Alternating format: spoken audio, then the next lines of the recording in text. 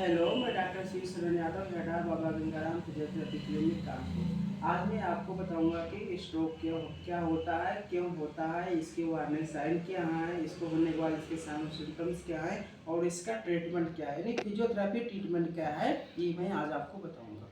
तो सबसे पहले स्ट्रोक जो होता है उसका दूसरा नाम होता है सेरेब्रोवैस्कुलर एक्सीडेंट। इसमें क्या होता है कि जो हमारी ब्रेन में जो वेसल्स खून की सप्लाई करती हैं, मतलब वो वेसल्स में हमारे प्रॉब्लम आ जाती है, जिसकी वजह से हमारे जो ब्रेन को खून ग्लूकोज लेवल मिल रहा है, ब्लड सप्लाई ऑक्सीजन कर रही है, वो नहीं हो पाती, यानी हमारा जो ब्रेन सेल है उनको ग्लूकोज ऑक्सीजन यानी ब्लड नहीं मिल पाने की वजह से ये बीमारी होती है। तो ये इसकी जो मेन वजह है, जो काज है, ये हाइपरटेंशन जिसको बीपी की ज़्यादा दिक्कतें रहती हैं उनको होता है, जिसको एथेरोस्क्लेरोसिस होता है, यानी जिसके लिपिड और कोलेस्ट्रॉल लेवल ज़्यादा टी वेसल्स में खून के जम जाती है उनको दिक्कत होता है, या इम्बोलाई होती है उनकी वजह से ये होता है। और ये हम मेनली जो देखा गया ये दो टाइप का होता है, एक तो इस्चमिक होता है और दूसरा हेमरेजिक।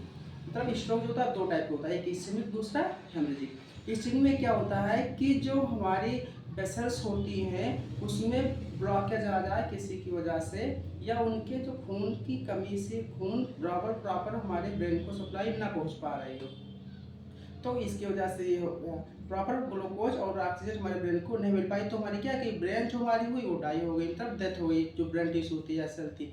दूसरा हुआ हेमरेजिक। हेमरेजिक में क्या होता है, जो वेसल्स होती हैं ब्लड की वो फट जाती है, किसकी वजह से, हाई ब्लड प्रेशर। तो हाइपरटेंशन, ज़्यादा इतना ब्लड प्रेशर बढ़ गया कि उसकी जो वेसल्स थी वो फट गई और एक्स्ट्रा बहुत ज़्यादा खून हमारे ब्रेन में भर गया, तो उसकी वजह से भी स्ट्रोक हो जाता है। अब इसका हम स्ट्रोक होने से पहले कुछ लक्षण जो साइन होते हैं, वार्निंग साइन, कि मुझे कैसे पता चलेगा, तो उसको होते हैं सडन, उसको नमनेस होती है, तो उसके फेस में लगेगा कि सब मेरा एक तरफ का फेस क्या है वो सुन पड़ रहा है, या उसको सडन कन्फ्यूजन होगी, मतलब वो समझ ही नहीं पाएगा कि क्या हो रहा है, या उसको फेस में उसके लगेगा कि मेरे फेस की एक तरफ की मसल जो होती है वो पैरालिसिस यानी सुन्न पड़ रही है, और उसका जो बैलेंस होता है वो कोऑर्डिनेशन जो चलने का वो नहीं हो पाता। जब बैठा है तो उसको लगेगा, कभी भी लगता है कि हम गिरने लगते हैं। दूसरा क्या होता है कि उसकी कोऑर्डिनेशन, मतलब चलेगा तो उसको बैलेंस नहीं कर पाएगा, फिर गिरने लगता है।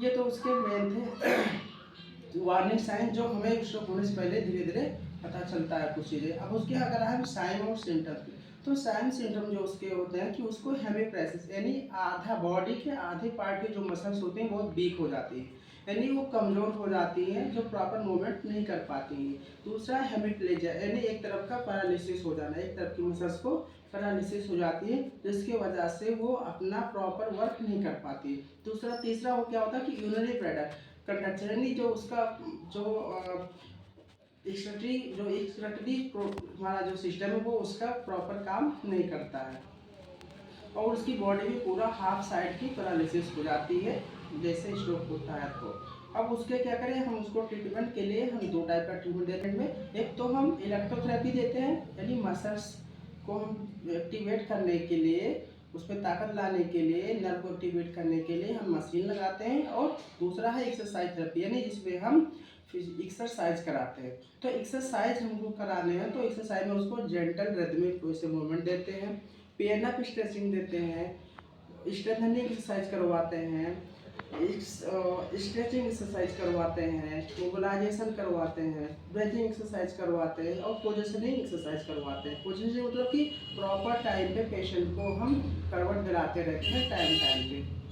दूसरा हम इसको इलेक्ट्रोथेरेपी, यानी हम मशीनें देते हैं, तो मशीन में उसको हम मसल्स को स्टिमुलेट करने के लिए हम टेंस लगाते हैं, यानी ट्रांसक्यूटेनियस इलेक्ट्रिकल नर्व स्टिमुलेटर।